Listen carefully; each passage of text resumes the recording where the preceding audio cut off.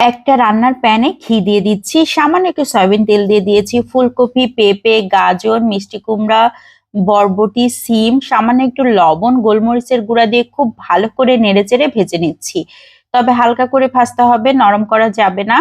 এখন আরেকটা প্যানে ঘি দিয়ে গোটা গরম মশলা, এলাচ, দারুচিনি, তেজপাতা, শাহি জিরা দিয়ে খুব ভালো করে ভেজে আদা রসুন পেস্ট দিয়ে দিয়েছি, কাঁচামরিচ দিয়ে দিয়েছি, খুব ভালো করে নেড়েচেড়ে ভেজে নিয়েছি। এখন বাসমতি চাল দিয়ে লবণ দিয়ে দিয়েছি, খুব ভালো করে ভেজে নিয়েছি। এখন দিয়ে দিচ্ছি গরম পানি।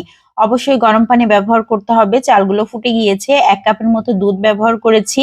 এখন খুব ভালো করে নেড়েচেড়ে বাঁধাকপি দিয়ে দিলাম 1 কাপ, আর যে সবজিগুলোকে ভেজে রেখেছিলাম সেগুলোকেও দিয়ে দিয়েছি। এখন নেড়েচেড়ে দিচ্ছি, দমে বসিয়ে রাখবো 20 থেকে 25 মিনিটের জন্য।